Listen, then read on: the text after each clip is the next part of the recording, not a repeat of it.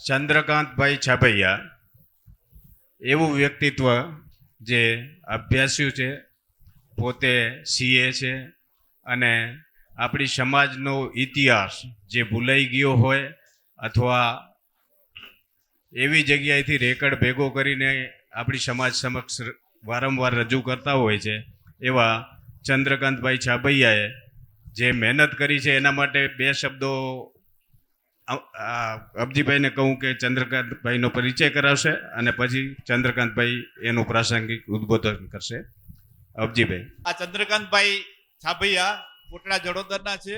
મુંબઈમાં ઘાટકોપરમાં એની ઓફિસ છે. સીએ થયેલા છે, પણ વર્ષો સુધી તો એમને એની રીતે પોતાના ધંધાની રીતે એના કાર્યમાં જ વસ્તુ હતા. પણ જ્યારથી સમાજ વિશે એને માહિતી મળી ત્યારથી સંશોધન એને ચાલુ કર્યું. અને આપે જોયું હશે, સતપંથ છોડો પુસ્તક આપણી ઓફિસમાં ઉપરે પડ્યું છે, જાડું પુસ્તક. એને સંકલન કરી કમ્પ્લીટ કરવા માટે આ ચંદ્રકાંતભાઈ ભારતભરમાં અને વિદેશમાં લાઇબ્રેરીમાં ફરી માહિતી ભેગી કરીને કર્યું. એ જ રીતે રતનસિંહ બાપા વિશે જે મેં તમને કહ્યું, એ એમના સહકારથી હિંમતભાઈ અને અમે ભેગા થઈને આ કર્યું છે.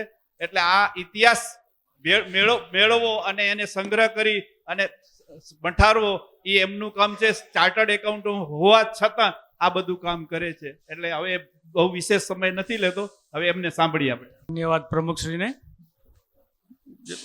મારો વખાણ જરાક વધારે થયા એવું મને લાગ્યું, અતિશયોક્તિ ન હોય. ઉદ્બોધનમાં નથી જતો, સીધા મુદ્દા પર આવું, સમય પણ ઓછો છે. પ્રસંગ છે ઓધરમ બાપા અને રતનસિંહ બાપાની મૂર્તિનું અનાવરણ અને એમની આપણે શ્રદ્ધાંજલિ કહો કે એમનું ઋણાનુબંધ કહો, આપણે ઋણમાં બંધાઈ, બહુ સરસ શબ્દ છે. આપણે ઋણ ઉતારવા માટે નથી, પણ એના ઋણમાં બંધાઈ એના માટેનો આ પ્રસંગ છે. અને આપણે એમના અધૂરા રહેલા કામ આપણે આગળ ધપાવીએ. આજથી લગભગ 10-11 વર્ષ પહેલાં સામાજિક રીતે હું આટલો બધો સક્રિય નહોતો, પણ આ વડીલો હિંમતભાઈ હોય, અબજીભાઈ હોય, આ બધા વડીલો સાથે ઉઠબેસ કરવાનો મોકો મળ્યો. ઘણી બધી બાબતની જાણકારી મળી. એમાં ઘણા બધા સવાલો મારા મનમાં ઉપજતા હતા. એમાં મુખ્ય મને જે ઉપજતો હતો કારણ એક કે આપણે બધા જાણીએ કે ઓધરમ બાપા, રતનસિંહ બાપા એ ખૂબ મોટું કામ કર્યું. વડીલોને કોઈક પૂછીએ તો કે ભાઈ આટલું આમ કામ કર્યું, પણ મને રસ એનાથી થોડોક હટકે હતો. આજ મકાનો, ભવનો, સંસ્થાઓ બનાવી એ તો બધાએ બનાવતા હોય, પણ આ બે વડીલો હોય કે નારાયણ બાપા હોય કે બધા વડીલો હોય, એવું શું કરી ગયા કે ઇતિહાસમાં લખાઈ ગયા, એ આપણે સમજવાની જરૂર છે. જ્યારે એ આપણે સમજશું ત્યારે ખરા મનથી આપણે ભાવ થશે, અને એ ભાવ જ્યારે આપણે નિર્માણ થશે તો આપણી આગામી પેઢી અને આપણે પોતે આમાં એને સાચવી શકશું અને ભવિષ્યમાં લઈ જઈ શકશું. આનો જ્યારે હું અભ્યાસ કર્યો, સાહેબ મને કેટલો ટાઈમ આપશો? ટૂંકમાં પતાવવાનો પ્રયત્ન કરું છું, પણ મહત્ત્વના મુદ્દા લઉં છું. આનો અભ્યાસ કર્યો ત્યારે મને એમ થયું કે ઓધરમ બાપા અને રતનસિંહ બાપાએ મૂળમાં શું કામ કર્યું એ સમજીએ. જાગૃતિ તો લાવ્યા, કીધું કે ભાઈ આપણે ખોટા રસ્તા પર છીએ, આપણે લક્ષ્મીનારાયણ ભગવાન આપીએ, પણ એનાથી થયું શું એ સમજીએ. આપણે કે આપણે સતપંથમાં જ્યારે હતા ત્યારે આપણું બ્રેન વોશિંગ થયું હતું. આપણે જેમ આજે જોઈએ છીએ કે આતંકવાદી એટલા બધા જનૂની થઈ જાય કે પોતાની જાત ઉપર બંબ લગાડીને પોતાને ઉડાડી દે.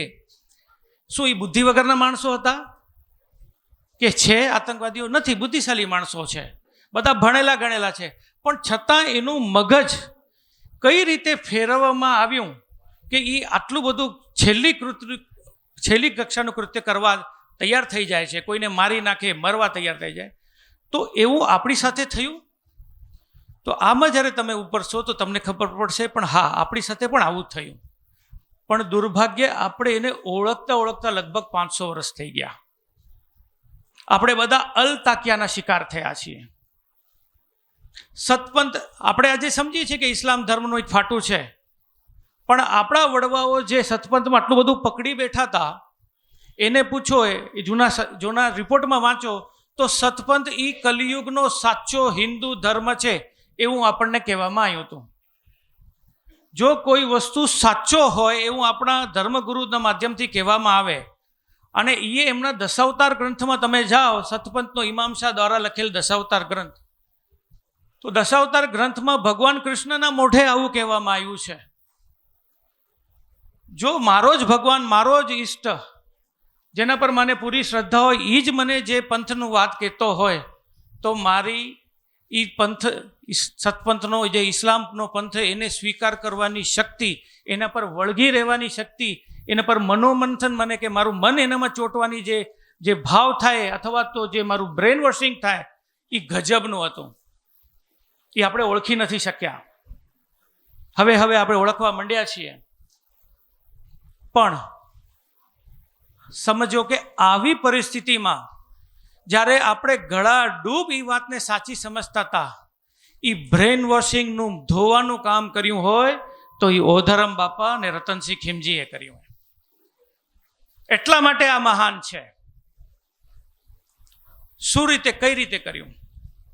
આપણે લક્ષ્મીનારાયણ ભગવાન તો ઈષ્ટદેવ તરીકે આપ્યા, પણ એની સાથે સાથે શું બીજું આપ્યું? સમય ઓછો છે એ તો એ બી બહુ સરસ આપણે કહી શકીએ. ઈષ્ટદેવ આપવાથી આખી શું માનસમાં ફરક પડ્યો એ કોઈક બીજી વખત આપણે કહેશું. આપણે જે મુખ્ય 4-5 કામો કર્યા આ બે વડીલોની જે જોડી છે, હું એમ કહું ને, આજના જમાનામાં ફ્રેન્ડશિપ ડે જે આજે હાલતું હોય, ફેશનની જે કહી ગયા, એ ફેશનમાં જો ખરેખર જો આપણે ફેશનને આજના જમાનામાં વણી લેવું હોય ને, તો આપણા ફ્રેન્ડશિપ ડેના આ મુખ્ય બે ફ્રેન્ડ્સ છે, ઓધરમ બાપા અને રતનસિંહ બાપા. આપણા છોકરાઓને એ સમજાવીએ કે ફ્રેન્ડ્સ આને કહેવાય. શું કર્યું એ લોકોએ? એમને આપણી હિન્દુ ઓળખ અપાવી, લક્ષ્મીનારાયણ ભગવાનથી આપણને આપી.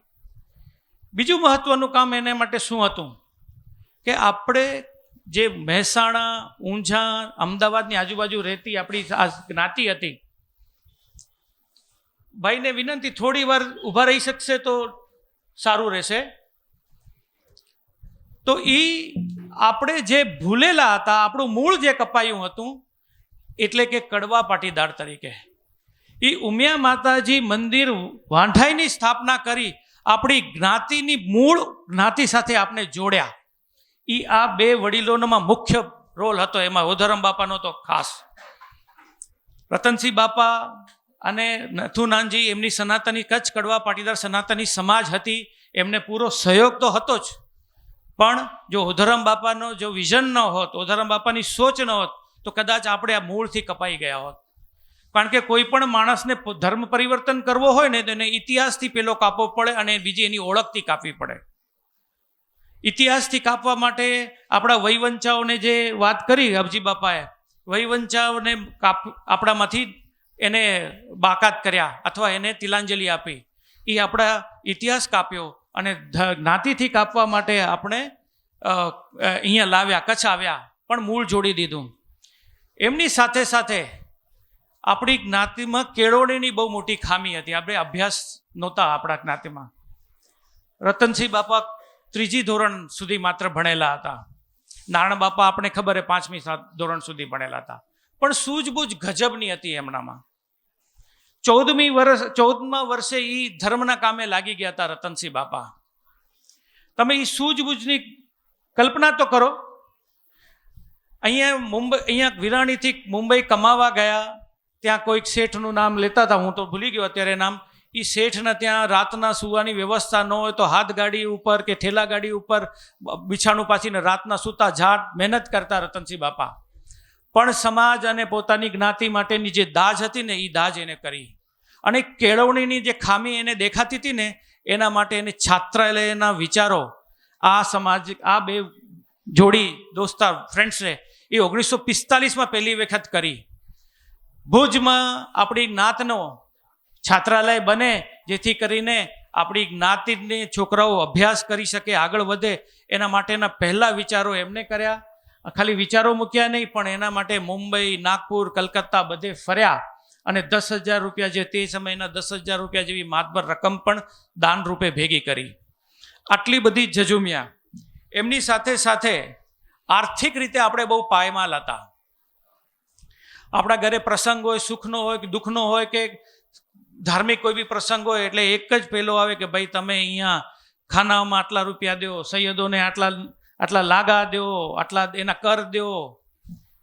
બહારગામથી કમાવીને બાપાઓ આવતા તો પહેલાં ખાનામાં જવું પડતું, ઘરે ન જઈ શકતા. ખાનામાં ત્યાં જાઓ, બહારગામ ગયા, એનો દંડ ભરો ખાનામાં, તો તમને પાવળની ગોળીઓ પીવડાવતા અને ત્યાં પછી આપણને ઘરે જઈ શકતા. તો એ આર્થિક રીતે આપણું જે શોષણ હતું એમાંથી મુક્ત કરવા માટે દસોંદ પ્રથા, આ લાગાઓ પ્રથામાંથી મુક્ત કરવા માટે પણ આ બે વડીલોએ આપણને બહુ જજુમે પાયાના વિચારો આપ્યા ને એ લોકોએ આ સિસ્ટમ આખી ગોઠવી નવી. અને વિરાણી ગામને ધન્યવાદ કે આ ગામમાંથી પહેલું વહેલું પિરાણે પૈસા દસોના વિસોના જે પૈસા જતા હતા એ ન જાય એવો ઠરાવ આ ગામે પહેલો વહેલો કર્યો હોય. પરિણામ એવું આવ્યું કે એ લોકો એટલું બધું શરમ અનુભવવા માંડ્યા. બધાને ખબર પડી કે વિરાણી આવું કર્યું, તે કર્યું. એટલે ખાનાનું નામ, જમાત ખાનું જે ઓરિજિનલ નામ કહેવાય, ખાનાનું નામ જગ્યું બદલાવીને હવે જ્યોતિષ ધામ કરવા માંડ્યા. એટલું બધું એ લોકોને પોતાની આઈડેન્ટિટીની આજે પ્રોબ્લેમ તે જમાનામાં કર્યો. એટલે આપણા બાપાઓ જે કર્યું ને એ રિવર્સ તાક્યા કર્યું હોય. આ સમજવા માટે થોડુંક અઘરું હોય બધા માટે. જેમ આપણો મૂળ કાપવાનો પ્રયત્ન કર્યો એમ સતપંથિયાનો મૂળ કાપવાનો જે બીજ નાખ્યું હોય તે યોધારામ બાપા અને રતનસિંહ બાપાએ કર્યું હોય. આના પર વિસ્તૃત જાણકારી આપણે ક્યારેક સમજવાની જરૂર છે. ખાલી જાગૃતિ લાવી આપણે ખોટા છીએ, આપણો સાચો રસ્તો આ છે, એનાથી થતું નથી. આપણે આખી વ્યવસ્થા ગોઠવવી પડે રહી. આજે આપણે મૂર્તિનું અનાવરણ કર્યું. આપણે તમે વિરાણીવાસીઓ બધાને ખબર છે, પણ બહારના જ્ઞાતિનો કેટલી છે ખબર નથી. એની પાછળની સ્ટ્રેટેજીનું કદી તમે નિરીક્ષણ કર્યું? એ સ્ટ્રેટેજી શું છે? જે ખાનું હતું જેમાં ઇસ્લામના કલમાઓ વંચાતા હતા, એની અંદર, એ ખાનાની અંદર આપણે ભગવાનનું મંદિર ઘુસાડી દીધું. આપણી તાકાત તમે જુઓ. આજે તમે અહીંયા બીજા ખાના હશે કે મસ્જિદો હશે, તમે ઘૂસી તો બતાવો. આ એમને એમ થયું હશે? એટલી પાછળ કેટલી સોચ છે. એ મંદિર, હું તમને વિનંતી કરીશ, આપણે ગમે એટલી સમૃદ્ધિ આવે ગામમાં, ગમે એટલા મોટા ભવનો બનાવી, પણ જે પરિસ્થિતિમાં અત્યારે એ મંદિર છે જૂનું, એ ખાનું, એ હોલ અને એ મંદિર એમને એમ રાખજો. એ દુનિયા આગામી ભવિષ્યમાં નાના છોકરાઓને બતાડજો કે આપણા વડવાઓ કેટલા બુદ્ધિશાળી હતા કે એની અંદર ઘૂસી ગયા અને આપણે સનાતન ધર્મનો પ્રચાર એના અંદર જઈને કર્યો. આપણા માટે બહુ ગૌરવની વાત છે. આ વિરાણીએ આપણે બતાડ્યું એ આના પછી આખા બીજા બધા ગામોમાં થયા, પણ ફોર્મ્યુલા અહીંયાથી ચાલુ થયો. એટલે એ જે તાક્યાનો જે ઉપયોગ આપણા વિરુદ્ધ થયો, ભલે આપણા વડવાઓ તાક્યા શબ્દથી જાણકાર નહીં હોય, પણ એની રણનીતિ એવી હતી કે તાક્યા ત્યાં ફેલ ગયું. અત્યારે પિરાણામાં, લક્ષ્મીનારાયણમાં મૂર્તિઓ, ઉમિયા માતાજીની મૂર્તિઓ મૂકવામાં આવી, એવડા રિપોર્ટ તમને આવતા હશે. એ પણ આપણને ભરમાવા માટેની વાતો છે, ભરમાશો નહીં. આ પ્રસંગે આપણે જે મેં આ જૂના મંદિરની વાત કરી, એમાં રતનસિંહ ખીમજી ખેતાણીની સાથે બીજા 4 વડીલો હતા. એના નામ હું ખાસ લેવા માગું રહ્યો. એક હતા મેઘજી લખમસિંહ નાકરાણી. હું ઓળખતો કોઈને પણ નથી. મેઘજી લખમસિંહ નાકરાણી, શિવદાસ કાનજી, શિવજી મેઘજી અને કરશન માના ખેતાણી. આ 5 બાપાઓએ આ હિંમત કરી અને અંદર ત્યાં મંદિર બનાવ્યું. એટલે આ 5 બાપાનો પરિવાર અહીંયા હશે જ. એ 5 બાપાનો પરિવારને પણ ખૂબ ખૂબ ધન્યવાદ. આર્થિક બાબતની જે વાત કરી, આર્થિક બાબતમાં બધા જે લાગાઓને જે પૈસા આપવા તેનાથી મુક્ત કરી અને સમાજને આપણે ફ્રી કરી દીધું. સમાજ વ્યવસ્થા આપી, આર્થિક મજબૂત કરી, શિક્ષણ માટે છાત્રાલય કર્યું, જ્ઞાતિ સાથે આપણું જોડાણ કર્યું અને ધર્મ આપ્યો. આ 5-6 જે કામ થયા ને, એના કારણે એના ફળ આજે આપણે ખાઈ રહ્યા. આ 5-6 કામના લીધે જ આપણે આ સનાતની તરીકે ગૌરવ અનુભવી રહ્યા અહીં. બીજા નાની મોટી બધી વાતો છે. દાણા બંદરમાં જે રતનસિંહ બાપા પ્રમુખ બન્યા એનો અહેવાલ 1918માં બધું થયો હતો. એનો અહેવાલ પણ ખૂબ સરસ છે. પણ એ બધી બાબતો સમયના ધ્યાનમાં રાખી હું ખાલી એક રતનસિંહ બાપાનું ભાષણ મથલ ખાતે તારીખ 6 સપ્ટેમ્બર 1945 આ ભાષણના 2-4 લીટીઓ હું બધા સામે બોલી જાઉં છું. એના પછી મારું વક્તવ્ય પૂરી કરીશ. એ ભાષણ એટલું હૃદયસ્પર્શીને કેટલું મોટું યોગદાનની વાત અને ભાવના છે એ એના શબ્દોમાં એમના જ શબ્દો છે એ તમને ખ્યાલ આવે. પીરાણા પંથમાંથી આપણે બહાર આવવું જોઈએ. આ રતનસિંહ બાપા મથલની સભામાં કહી રહ્યા. પીરાણા પંથમાંથી આપણે બહાર આવવું જોઈએ. આ મારું શરીર તમને હું અર્પણ કર્યું છું. મારું શરીર હું તમને અર્પણ કરું છું. તેમ મારી સર્વે મિલકત આજ સુધારક જ્ઞાતિ માટે અર્પણ છે. આજે કયો તો ખરા, કોઈ કયો તો ખરા મારી તમામ મિલકત હું સમાજ માટે, કયો એ મોટી ચીજ છે, કયો તો ખરા. પણ એ બાપાની ભાવના છે. આ જ્ઞાતિ માટે મારી આત્માની જરૂર હશે તો અમારી આત્મા આપવા પાછા નહીં પડું. આ ઓધરમ બાપા રતનસિંહ બાપા કહ્યું, લાખો મરી ગયા પણ ધર્મના માટે મરી ફીટવું એ જ ઈષ્ટ છે. મારી ભીષ્મ પ્રતિજ્ઞા છે. મારી ભીષ્મ પ્રતિજ્ઞા છે. મારું માથું આ જ્ઞાતિના ચરણમાં છે. મારું બલિદાન થાય પણ મારું કાર્ય ફળીભૂત થાય એમ ઈચ્છું છું. અને આ જ્ઞાત પાસેથી ભીખ માંગુ છું કે આપ જ્ઞાતિ ભાઈઓ સુમાર્ગે એટલે સનાતન ધર્મના માર્ગે આવો. આ હતી ઓધરમ રતનસિંહ બાપાની વાત, રતનસિંહ બાપાની જે પીડા. અને એની સાથે સાથે એક બીજો પ્રસંગ યાદ ભેગો હતો, એ કહી દઉં, બહુ મહત્વનો હતો. આવા જ કામમાં ખણખોદના સાચી વાત જાણવા માટે કામમાં હમણાં જ ગયા મહિને હું ધનસુરા ગયો હતો અને કંપા વિસ્તારના અનેક જગ્યાઓમાં ફર્યા. 4-5 દિવસ અમે લોકો, ગૌરાંગભાઈ હતા, કીર્તિભાઈ દિવાળી અમારા કોટડાના હતા, મુંબઈથી મારી સાથે હતા, અને બીજા 1-2 મિત્રો હતા. ત્યાં ધનસુરામાં જઈને મેં વાત કરી. ધનસુરામાં ગામડાઓમાં જે કંપાઓમાં જે વડીલો જે સમાજ સ્થાપના કરી એમાં એક બેચર બાપા કરીને ધનસુરા સમાજના 30 વર્ષ મંત્રી રહ્યા હતા અને એમની ઉંમર હમણાં લગભગ 93-94 વર્ષ છે.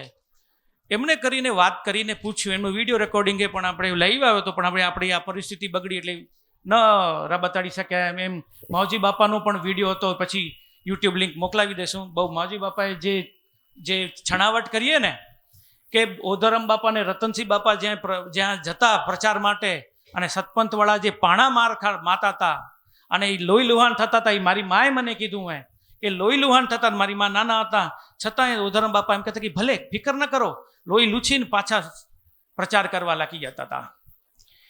તો એવી જ રીતે બેચર બાપાએ એમ છાત્રાલયની જે ધનસુરામાં સમાજ બની તે ઉધર બેચર બાપાએ કહ્યું કે એમણે નજરે ઓધરમ બાપા અને રતનસિંહ બાપાને જોયા. એમણે નજરે એ બધા ત્યાં કંપાઓમાં આવતા પ્રચાર કરવામાં, અને ત્યાં છાત્રાલયની વાતની જે પાયો નખાયો 1954માં પહેલો પાયો નખાયો. ત્યારે હીરાપુરમાં કંપામાં અધિવેશન હતું. ત્યારે ઓધરમ બાપાએ જે કીધું કે આ નાતમાં કેળવણી કે અભ્યાસની એટલી બધી ખામી છે એટલે ગમે એમ કરીને છાત્રાલય બનાવવાની જરૂર છે. વાતો તો બધા મીઠી કરે, પછી પોતાના ઘરે જઈને કાંઈ થાય નહીં. પણ ઓધરમ બાપાએ એને શું કર્યું, ત્યાં એમ પ્રણ લીધું કે હું આ એક પગે ઊભો રહ્યો, જ્યાં સુધી 60,000 રૂપિયા ભેગા નહીં થાય ત્યાં સુધી હું મારો પગ નીચે નહીં મૂકું. હવે બોલો વડીલો મિત્રો, બધાએ ત્યાં લોહી રેડી નાખ્યું, કંઈ તો હાલે, પણ ખેંચીને 55,000ના આંકડા સુધી પહોંચ્યા. અટકી ગઈ ગાડી, પૈસા ભેગા થાય નહીં. હવે કરવું શું? ઓધરમ બાપાનો પગ ઉપર ને ઉપર, ઓધરમ બાપાનો પગ નીચે થાય ને કામ ન થાય તો એ નાતનું અપમાન થાય. ત્યારે રતનસિંહ બાપાએ કહ્યું, હાજર હતા ઓધરમ બાપા ફિકર ન કરો, બાકીના ખૂટતા હશે રૂપિયા થઈ રહેશે.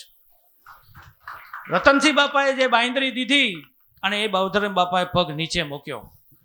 એ રીતે એવા આ બે જે જોડી હતી, એ જોડીનું આ જે આપણે બધા એના કર્મોના મીઠા ફળ ખાઈ રહ્યા.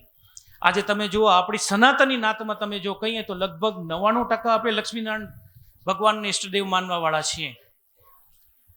આપણો પંથ નથી, આપણે એક મગજમાં રાખજો. ઘણા મત પંથ સંપ્રદાય હિન્દુમાં હોય છે, આપણો પંથ નથી. આના કોઈ લક્ષ્મીનારાયણના કોઈ સ્થાપક નથી. એટલે ઓધરમ બાપાની બહુ મોટી સોચ છે. કોટડા ગામનો જે 2018માં જે મહોત્સવ થયો, 75 વર્ષમાં જે યુવક મંડળનો થયો, એમાં એક નાટક રજૂ કર્યો હતો ઓધરમ બાપાની જીવની ઉપર. બહુ જ જોરદાર નાટક. એ નાટકમાંથી એક વાત કરીને પૂરું કરું છું. એમાં જે વાત આવી કે ભાઈ બાવાને જ મૂક્યો આપણે, પણ હવે કરવું શું? 500 વર્ષથી તો કલમાં જ બોલ્યા હતા. હિન્દુ શાસ્ત્રોનો એક મંત્ર આપણને આવડતો નહોતો, ભણેલા તો હતા નહીં કે વાંચીને સમજી શકી. તો ત્યારે ઓધરમ બાપા કહેરા કે આ પ્રશ્ન ઓધરમ બાપાના સામે આવેલો કે આને જોડવા ક્યાં? બાવાના નામે એક ખાઈમાંથી હું જ્ઞાતિને કાઢું ને બીજા કોઈ ગુરુ કરીએ તો એક બીજા ખાડામાં નાખવું નથી મને સમાજને. ઓધરમ બાપાના શબ્દો જો મને યાદ હોય પણ મેં વાંચેલા એમાં એને એમ કહ્યું કે કોઈ બ્રાહ્મણના સંતના હાથે કંઠી બંધાવીને ગુરુપદ ના લેજો, તમે પોતાના પગે ઊભા રહેજો. એટલે આપણને જ્યારે ઈષ્ટદેવ લક્ષ્મીનારાયણ આપ્યા ને, તો લક્ષ્મીનારાયણ ભગવાનના કોઈ એ પંથનો કોઈ ગુરુ નથી, એનો કોઈ સ્થાપના નથી. એટલે કાલે ઉઠીને કે તમે મારી વાત કહું એ પ્રમાણે માનો એવો કહેવાવાળો આપણને કોઈ નથી. સ્વામિનારાયણમાં કદાચ કોઈ હશે, બીજા હશે, પણ આપણામાં નથી. કારણ કે આપણે કોઈ ધર્મના ખોટા પંથે ભટકાઈ ન જાય, કોઈ આપણે દોરી ન જાય, બાવોમાંથી માંડ છૂટ્યા બીજામાં ન પકડાઈ જાય. એના માટેની આ લાંબી સોચ છે આપણા ઓધરમ બાપાએ આપણને દીધી. રતનસિંહ બાપા એમની સાથે એમની આખી ટીમ આપણે મળી. ધન્યવાદ છે એ બે વડીલોને, અને ધન્યવાદ છે વિરાણી ગામને કે આવા બધા સપૂતો અહીંયા જન્મ્યા અને આખી નાતને જે સુધારા તરફ લઈ ગયા. એના બદલ આ બધાનો ધન્યવાદ કહીને મારી વાત પૂર્ણ કરું છું. ખૂબ ખૂબ આભાર. ધન્યવાદ. ધન્યવાદ ચંદ્રકાંતભાઈ. ચંદ્રકાંતભાઈ જે આ શબ્દો બોલ્યા, મારી મિલકત બધી, અને હકીકતમાં રતનસિંહ બાપાએ એની બહુમૂલ્ય મિલકત વેચીને આ કામ કર્યું છે. કેટલીય મિલકતો, એક નહીં, એના 2 મકાનો, પછી આખી મોટી જગ્યા આપણી ઘાટકોપર સમાજવાડીની બાજુમાં આખી મોટી જગ્યા છે, એ આખી વેચીને પણ આ ધર્મના કામ કર્યા છે લક્ષ્મીનારાયણ માટે.